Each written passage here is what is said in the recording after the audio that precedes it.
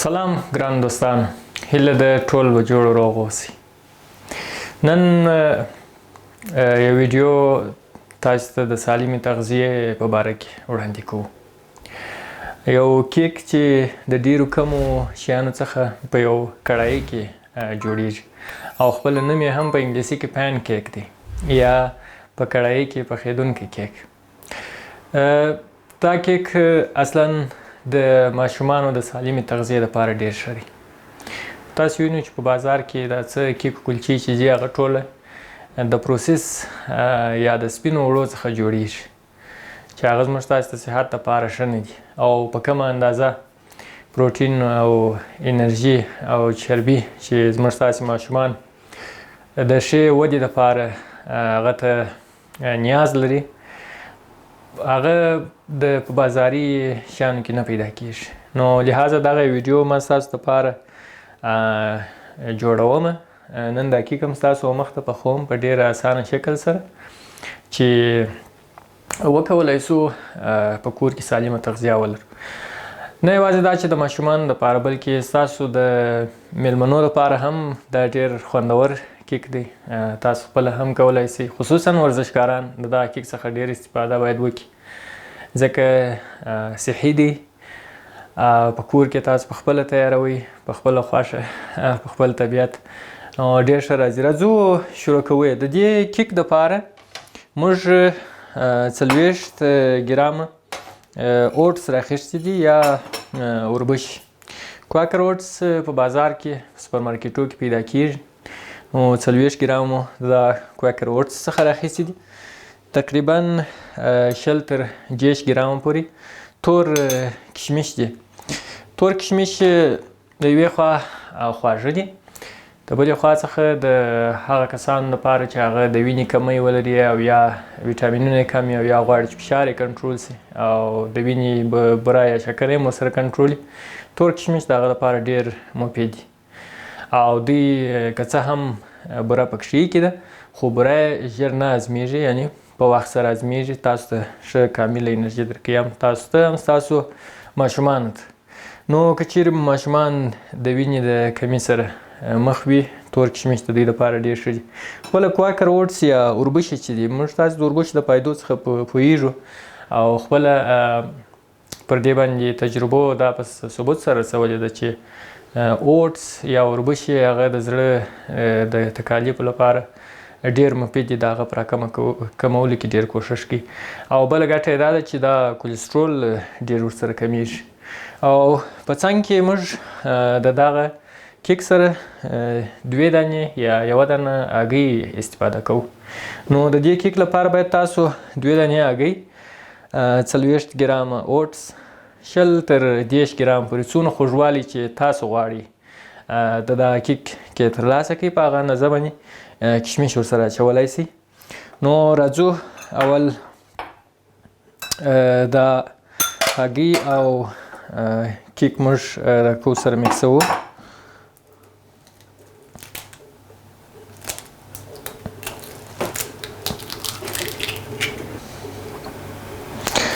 زه همیشه د دې کیک څخه د خپل رژیم په شپو کې ډیر استفاده کوم. اسانه وي، د ورځې په جریان کې دفتر ته راسره وړلی شم او پخېدی هم د 2 دقیقو کار دی. راځو دا ښه سره میکسوو.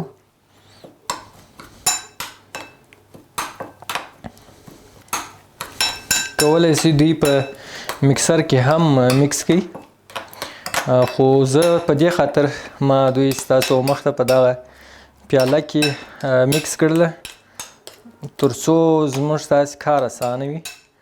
او که چیرې مثلا مکسر نه وي بیا خلک یا دوستان د دې مشکل سره هغه نسي مواجه نسي چې وایي نو مکسر نسته دا کیک نه پخیږي. نه هغسې نه ده دوستانو، کولی شئ په کور کې په ډیره اساني سره دا کیک تاسو آماده کړئ. ښه، زموږ د تاسې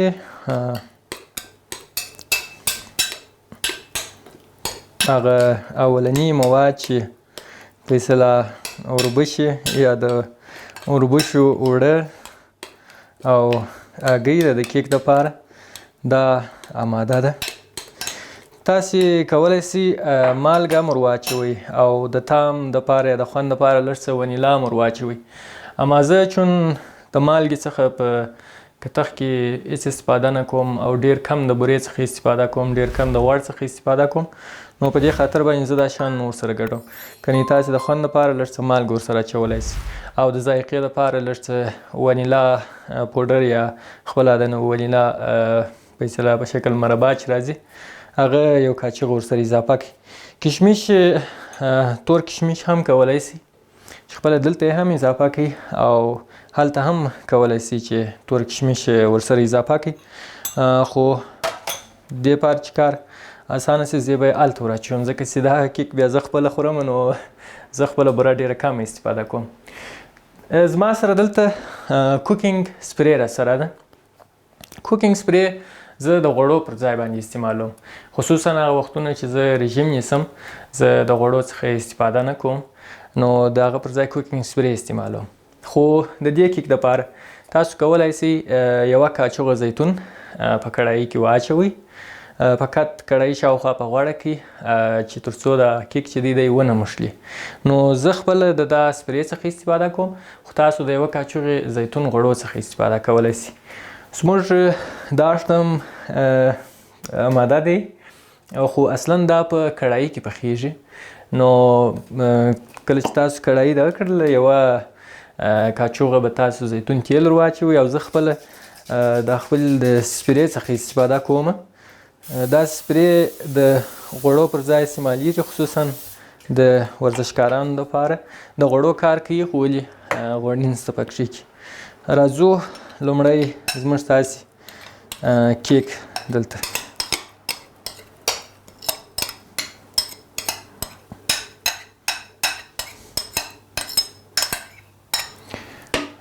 لږ څه یې سره واروو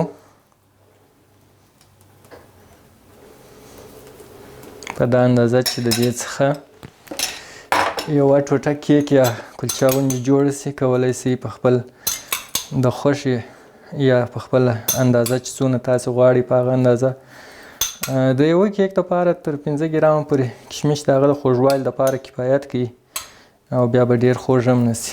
او د ماشومانو دپاره ځکه باید دا خواږه ځکه ماشومان همیشه خواږه شیان خوښوي. کولی سئ د دغه کشمش پر ځای باندې یوه دانه کیله په مکسر کې ورسره مکس کړئ که ستاسو د ماشومانو کیله خوښوي او که چیرې دوی کیله نه خوري بیا کولی سئ چې عسل ورسره مکس کړئ.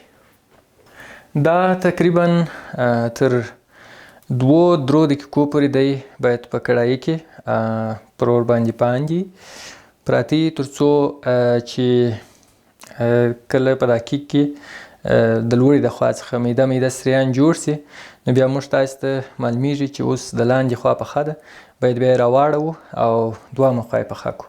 نو 1 دقیقه او 2 و دې ته صبر کوو ورته منتظر کیږو. دوستانو زموږ تاسو کیک په یوه خوا یې پر پخېدو سوله تقریبا یوه تر 2 دقیقې مو انتظار ورته وکړئ. اوس یې را اړوو پر دا بل مخ باندې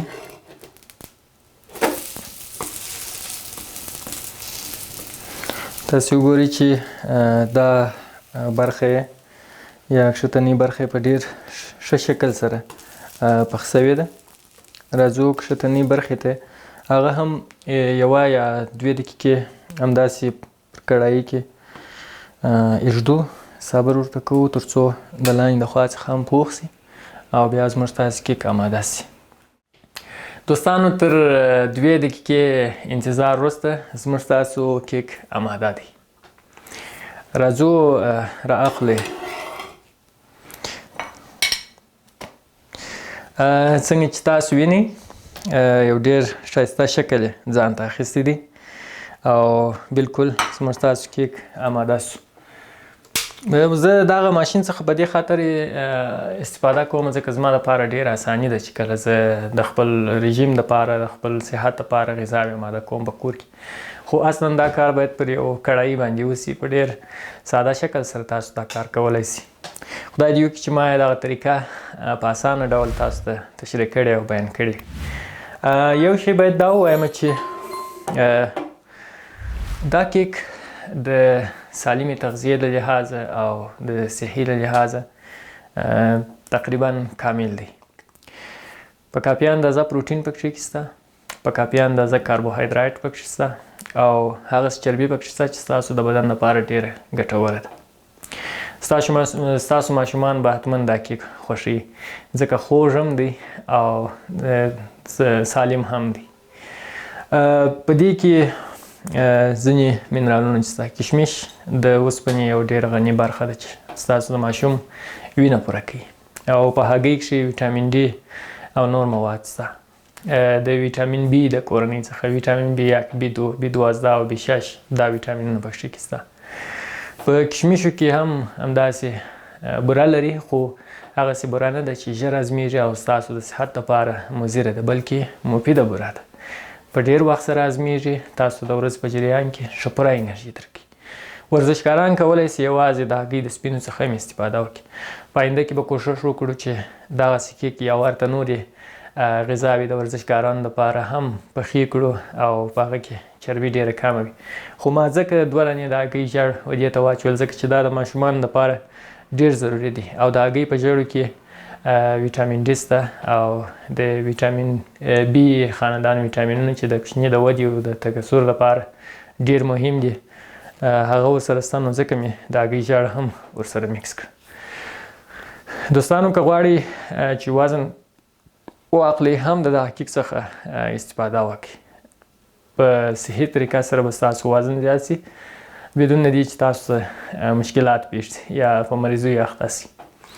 نو زه به دا کیک ستاسو په نمایندګي نن وخورم، تاسو یې هم خپله په کورو کې پاخه کړئ، خپلو ماشومانو ته یې ورکړئ او خپلو مېلمنو ته یې حتی راخیستی شئ ځکه دا صحي دی او د هغو د صحت لپاره هم ډېر ښه دی.